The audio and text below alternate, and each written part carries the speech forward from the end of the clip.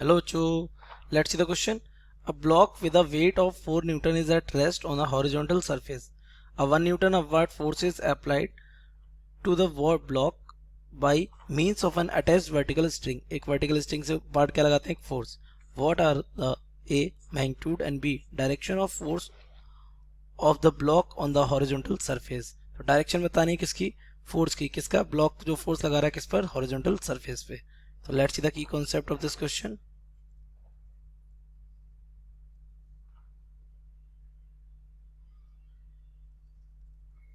The key concept of this question is beta Newton's third law. So according to this, every action has an equal and opposite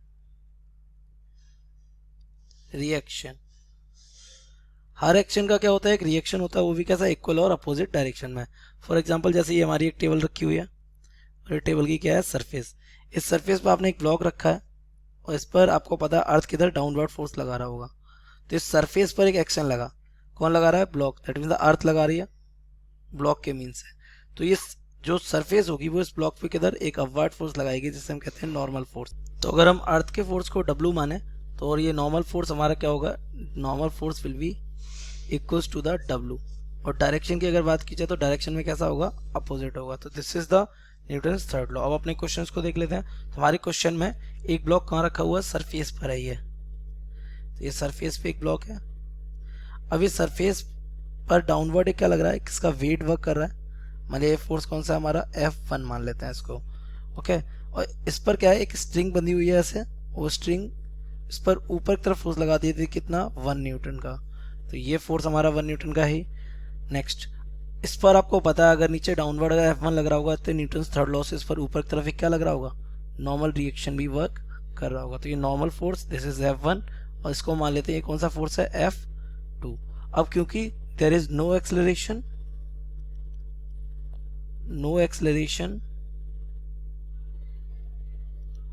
in the block में कोई acceleration नहीं है, तो इन सब का सम कितना होना चाहिए?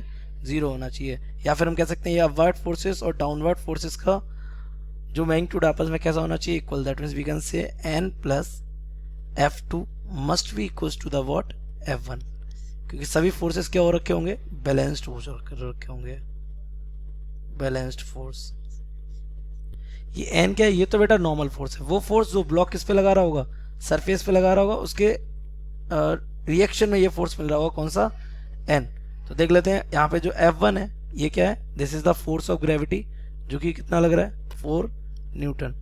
तो यहाँ से n प्लस F2 कितना लगाया हमने? 1. और ये F1 कितना है? 4. तो यहाँ से हमारा n आ जाएगा 4 माइनस 1. तो नॉर्मल रिएक्शन कितना आ रहा है हमारा? 3 न्यूटन. तो नॉर्मल रिएक्शन हमारा अगर 3 न्यूटन आया तो भाई Newton's third law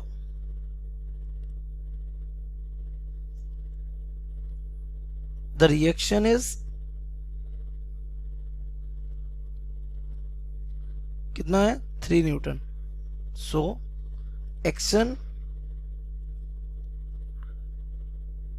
must be 3 Newton's. तो एक्शन भी कितना होना चाहिए? 3 न्यूटन. और एक्शन किसका है?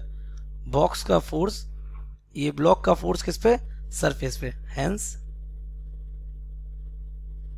The force on surface by block is 3 Newton. कितना है? 3 न्यूटन. यही आपसे पूछ रहा था पहला कि फोर्स का मैग्नीट्यूड कितना होगा जो कौन लगा रहा होगा? ब्लॉक लगा रहा होगा. पूछ रहा है डायरेक्शन.